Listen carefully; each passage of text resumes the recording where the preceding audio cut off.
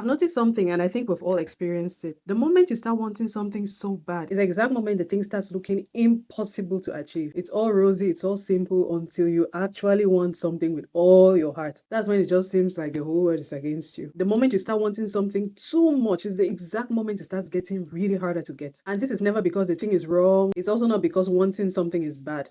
But it's usually because something shifts in us. So there is something in us that shifts away from the thing that we want so bad. Today I want us to talk about why wanting something too much can actually work against you. Not in a motivational quote way or anything, no. More in a psychological way. I want us to really look into it practically and see exactly why when we want something so bad, we're just not able to get it. And this has absolutely nothing to do with lowering your standards or giving up on ambition. No, nothing like that. And it's especially not about you pretending that you don't want something when you want it so bad. No, this is not about pretense. I just want us to understand how to want something in a way that doesn't cost you your peace. Like it's possible to want something, but it's possible to want it the right way. Let's get into it. Let's clarify the misunderstanding. I want us to be very clear about something before we go further. Wanting things is normal. Even if you want them desperately, you want them so bad, it's normal. Wanting more money, more growth, more success, stability, wanting to relocate, wanting love, wanting relationships, a better life. That's healthy. It's very normal to want those things. I also want those things, especially money. That desire itself is not the problem. That's not where the problem is. The problem usually starts when that desire becomes your entire identity. Like that desire, you want something so bad that we can only identify you through that thing. When people talk about you, it is Rose who wants the red dress so bad. Rose who wants to go to Italy so bad. John who desperately wants to get married. It gets really bad when that thing you want starts determining how you feel about yourself on a daily basis. Your mood goes with if that thing is happening or it's not happening, the speed at which it's happening or the speed at which it's not happening. That becomes a determining factor for your mood. That's when it becomes a problem. That thing starts to decide if you feel calm or you feel anxious, whether you feel worthy or you feel behind, whether you feel hopeful about your future or you just feel desperate. When you start feeling like this about the things that you want, that's when it becomes a problem. Like you want something, but it quietly turns into pressure. And that pressure is what changes everything. Now let's look at the psychology behind actually wanting something too much. When you desperately want something, like you want it too much with so much pressure, your nervous system interprets that as a lack.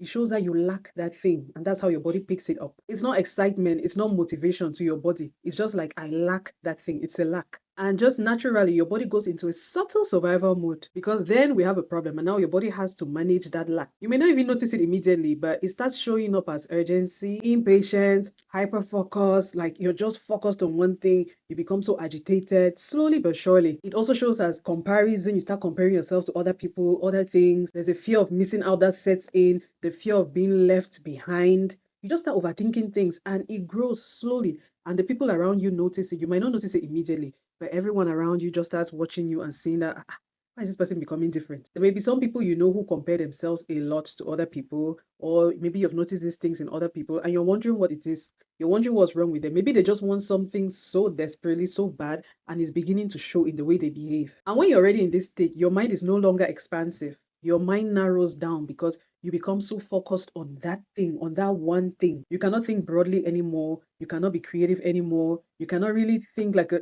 normal functioning person. You are just fixed on that one thing. So it narrows down your thinking. You just start thinking like this thing has to work. I cannot fail. If I fail, it's over for me. It needs to work. It needs to happen now. You start feeling like you cannot afford for this to fail. It's like if this thing fails, you have failed. If this thing fails, it's over for you. That's how you start feeling so desperate. And when your nervous system is already in that place, your behavior changes. Your behavior must change. You rush. You force. You even start tolerating things that you normally would not tolerate. As in, you compromise your values just because you want something to happen. Anything it takes for that thing to happen, you start doing. Like you abandon your own rhythm, all the values that you used to have, the way you used to go about your life, you abandon it. Like that thing has to happen and it has to happen now or never. And if it doesn't happen, it's like, will not survive. So you do everything against yourself for that thing to happen. And this doesn't happen because you are weak. It just happens because you get so scared. You're actually scared. You're afraid. Now, when you're in that state, let me really explain how in that state you push things away. And this is the part that many people don't like to hear. Wanting something too much doesn't push it away magically. It's not like a magical spell like, okay, I want it too much. Let it go away. No, that's not what happens. It pushes it away practically. Like you're the one who is practically pushing it away. And that's just for the simple reason that pressure distorts how you move. Pressure really destabilizes you. It disorientates your decisions, your thinking. For example, when you desperately want money, you make desperate decisions. Am I communicating?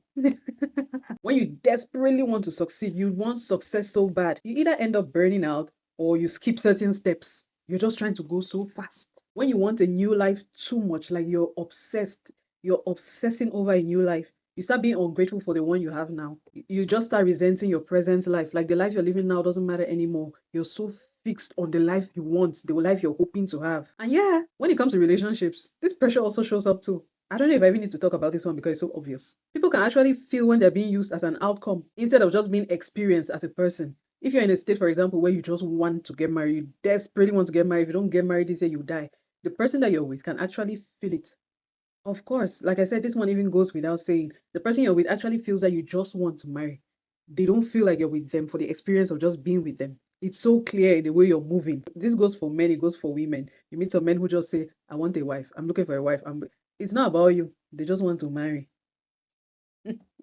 When you meet a woman who desperately wants to get married, meet a girl and all she's thinking about is marriage. The men can feel it. They know exactly what you want. It's not about them. You're not trying to experience them as a person. If that's a natural outcome, it's fine. But when you're just using somebody as a means to your own desperate end, they can actually feel it. But again, with relationships, it's just an example because it applies to everything, every single thing. When your sense of safety is actually attached to a particular outcome, you stop showing up as yourself. You start showing up as someone else. You just show up as someone who is desperately trying to secure relief. It's showing that everything you're doing is just to secure a certain spot, a certain relief. And that desperate relief chasing rarely attracts healthy outcomes. Rarely. Mm-mm. Now, this is where the real cost of desperation comes in. Desperation doesn't just make things harder to get. The saddest part is it actually makes you lose yourself in the process. The person you were just disappears into thin air. You become someone else, a totally different person. You stop enjoying the journey. You stop trusting timing. You stop trusting fate. You stop listening to your intuition. You don't even listen to yourself anymore. Like I said, your brain is just fixed on one thing only. Is that thing or nothing? Everything becomes about when and how. Instead of focusing on who am I becoming as I'm working towards this, you're not even focused on yourself anymore. It's just about the when and the how. You just want to know when you're getting there and how you're getting there. And that to me is the real loss. That's where the loss comes in. It's not really about losing the thing. It's just about you losing yourself in that desperate chase for that thing. You completely lose yourself. And this is so visible in relationships. When you are desperately chasing something, you slowly become somebody else. Okay, so let's look at what healthy wanting actually looks like. What's the right way to want something? What's the right way to actually want something so bad, but go about it in a way that you don't lose yourself and you don't push that thing away? Because you're pushing these things away, there's a certain you that has to attract something. And unfortunately, you have lost that you, that version of you that was supposed to even attract the thing. So now the thing cannot even come to you again because who are you? You're someone totally different. We need to actually learn how to want these things in a healthy way, in a way that it comes to us. Wouldn't it be ideal to just want something and you are able to get it? That's the goal, right? So what's the alternative? Let's look at the alternative. So healthy wanting doesn't mean wanting something less. It just means wanting without gripping. You want something, but you take it easy. So it sounds like I want this thing so bad, but I'm still grounded without it. Like I'm good. I want it. I want it.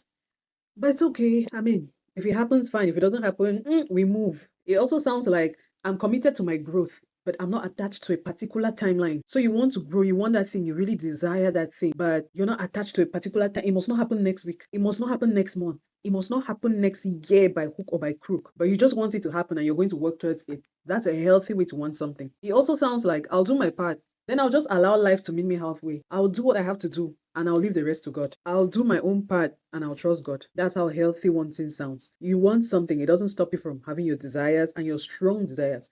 You can have very, very, very strong desires, but you just do your own part, do the part you can control, and you leave the rest to God. Just leave the rest to fate, leave it up to whatever you believe in.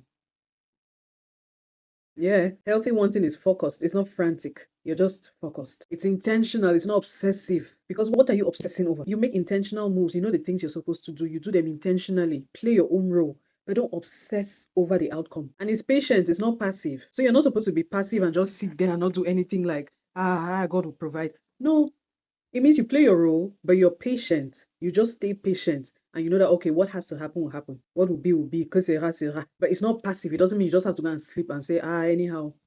You're confirmed. You're wanting something, but you're wanting it from a place of wholeness, not from a place of hunger. It's not hunger. This hunger that we like talking about like it's a good thing. It's not good. Just want something from a place of wholeness. Like I'm good, I'm still worthy, I'm valuable, I'm everything. But I desire that thing, it will be a good addition, it will make me grow, it will make me a better person and all of that. But it's not hunger. It's not like if you don't eat it, you die. Because hunger, you can start starving, and when you starve, you die. If you don't eat when you're starving, you die. That's not the state we want to be in. So this hunger culture, I don't know. I don't really know about it.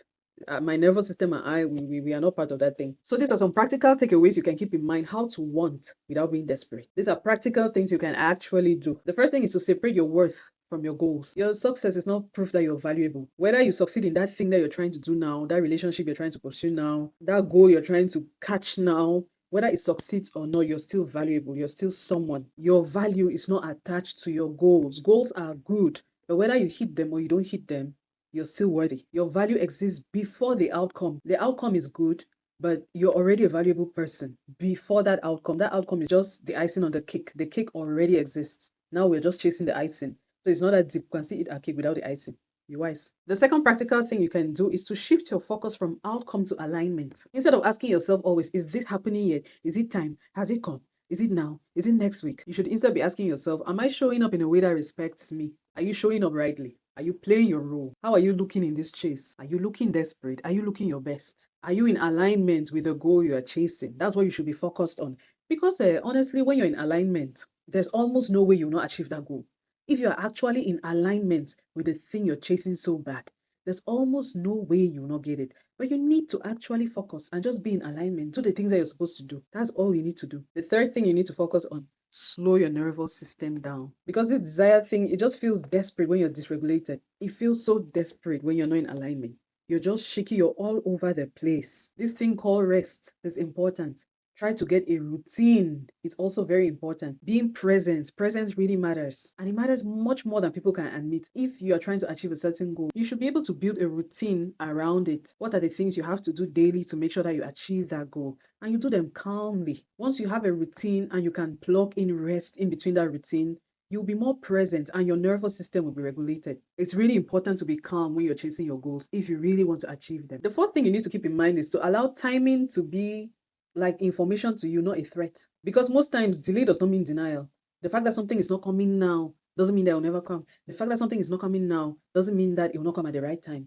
That right time, if it's not happening now, it should just be informing you that it's not supposed to be now and it's for a particular reason. Maybe there's something you need to work on. Maybe there's something else you need to build. Maybe there's something else you need to focus on now. Timing should just be information. Don't use it as ill luck or something bad happening to you. No, if something is delaying, it's for a purpose. There's a reason why it's delaying. You should be seeking to know why the thing is delaying and not being sorrowful and dramatic about the delay. The fifth thing and the last thing you need to really focus on when you want something so bad is to build a life around it. Build a life that can actually accommodate that thing. Build a meaningful life even before that goal ever comes. Your life should already be meaningful. Nothing is going to add more meaning to your life. Nothing is going to add more meaning to your life. If you're not able to build a meaningful life without that thing, you'll not be able to build a meaningful life with that thing.